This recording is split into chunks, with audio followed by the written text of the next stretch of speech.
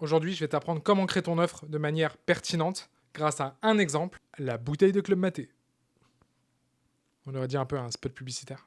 La meilleure offre possible, c'est celle qui est adaptée à votre contexte et à celui, évidemment, de votre cible.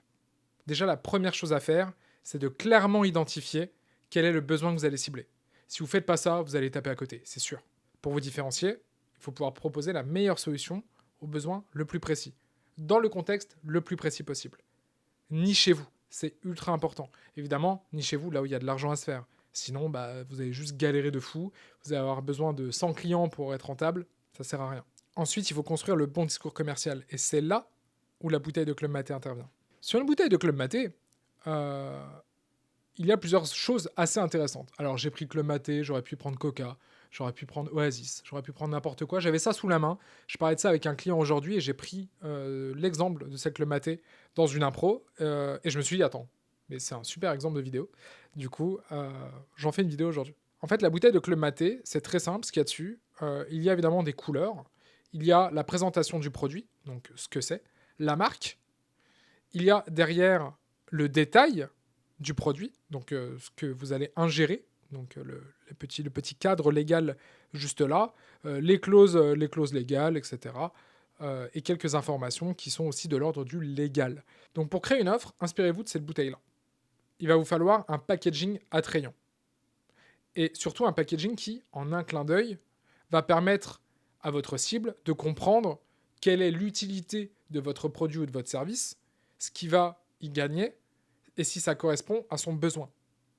Et tout ça, ça peut se résumer en quelques slides. C'est-à-dire que vous allez commencer par la problématique que vous avez ciblée. Exemple, vous êtes un développeur dans la tech, vous êtes spécialisé comme un de mes clients dans la fintech et dans la surtech, vous allez donc parler des problématiques de ces clients-là dans la surtech et dans la fintech. Ça va être votre accord. Ensuite, il y a la présentation du service. Comme sur une bonne bouteille, vous savez que contient le produit.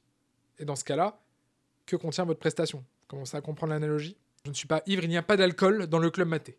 Il y a aussi la proposition de valeur.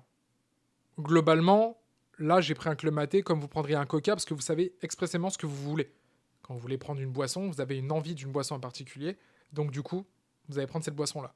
Vous, la proposition de valeur, elle doit appuyer sur les pain points de votre cible, sur les points de douleur. C'est-à-dire quelles sont ses peurs, quels sont ses freins, et comment vous allez les résoudre. Sans être dans le « moi, je fais ça ».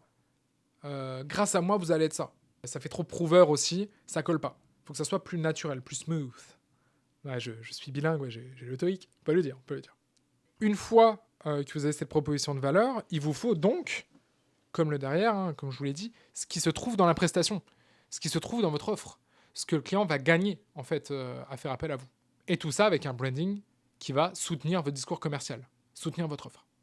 Donc une fois que vous avez ça, si on prend l'exemple d'une slide par exemple, vous allez avoir le nom de votre société, votre nom à vous, en tant que prestataire, si on parle ici d'un service, les pain points que vous ciblez, la proposition de valeur de votre service ou de votre produit, la résolution de la problématique et le pricing.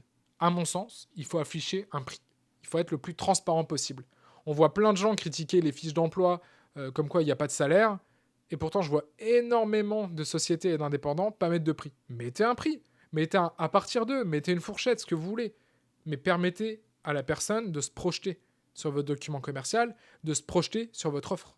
Et là, en fait, si vous avez ciblé un besoin bien précis, qu'il est bien packagé, comme l'exemple de la bouteille de maté, en fait, le prix, en soi, c'est qu'un élément dans la balance des bénéfices et des coûts. Je reprends l'exemple de la bouteille. Cette bouteille-là, en Allemagne, j'habite à Strasbourg, en Allemagne, elle coûte entre 1,20 € et 1,50 € si on prend en compte la consigne. Dans un bar, à Strasbourg, pareil, c'est 5 €. Donc vous allez me dire, ok, tu vas aller la payer en Allemagne. Parfois, je la paye quand même 5 €. Vous allez me dire, pourquoi t'es complètement con? Alors peut-être, mais c'est le sujet d'une autre vidéo. Non, je déconne. En fait, c'est juste une question de balance bénéfice-coût. Parfois, quand vous êtes dans un bar, vous allez payer une boisson très chère, là, vous pourriez avoir moins cher chez vous. Il faudrait que vous ayez du stock, mais il y a aussi le contexte. Le contexte dans lequel vous allez consommer la boisson, le moment où vous avez envie de cette boisson-là, est-ce que ça répond précisément à votre besoin? Et votre besoin, c'est pas nécessairement boire une boisson. Ça va être retrouver des potes, partager un moment convivial, se désaltérer, prendre une boisson qui est très peu sucrée, dans mon cas, etc., etc. Donc vous voyez, tout ça, ça rentre dans votre proposition de valeur. Une offre bien packagée, bien claire, un discours commercial bien construit, va vous permettre d'avoir une stabilité aux yeux de votre prospect. Et éventuellement, d'avoir plus de latitude d'exécution quant aux modalités de votre contrat. Tout est négociable selon le contexte du client, selon le vôtre. Le tout, c'est d'avoir en tête la notion de compromis. C'est ultra important en business. Donc voilà, j'espère que derrière mon histoire un peu alambiquée de bouteilles de Club-Maté, vous savez maintenant comment construire correctement votre offre, adapter cet exemple-là de packaging, d'information, de structure, de pensée autour de la problématique et de la résolution que vous êtes censé apporter, aller plus loin que le besoin initial, creuser les vrais besoins de votre cible et présenter quelque chose, une solution à ces besoins profonds. C'est ça la vraie valeur ajoutée de votre offre. C'est ça que doit être la présentation de votre offre. C'est ça que doit être votre discours commercial en prospection. C'est ça le cœur de votre communication aussi, si vous créez du contenu, c'est de parler des problématiques de vos clients cibles, les problématiques profondes. Voilà, c'était Steven Klinger, j'espère que ça vous a plu, j'espère que vous avez appris quelque chose, j'espère ne pas avoir fait trop de pub pour Club Maté, même si la boisson est plutôt cool, j'avoue. J'en suis pas à faire des partenariats, peut-être un jour, on ne sait pas. Mais en tout cas, voilà, si ça vous a plu, n'hésitez pas à liker, commenter la vidéo, me suivre sur LinkedIn, laisser un petit commentaire, me dire voilà, si vous avez besoin de plus d'approfondissement. Je fais des vidéos assez courtes, assez condensées, pour que vous puissiez avoir le maximum d'informations possible.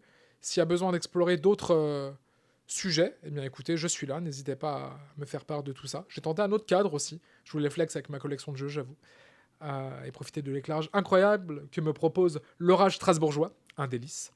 Je vous dis à la prochaine, merci de m'avoir suivi, et puis salut. Hop, Philippe Risoli.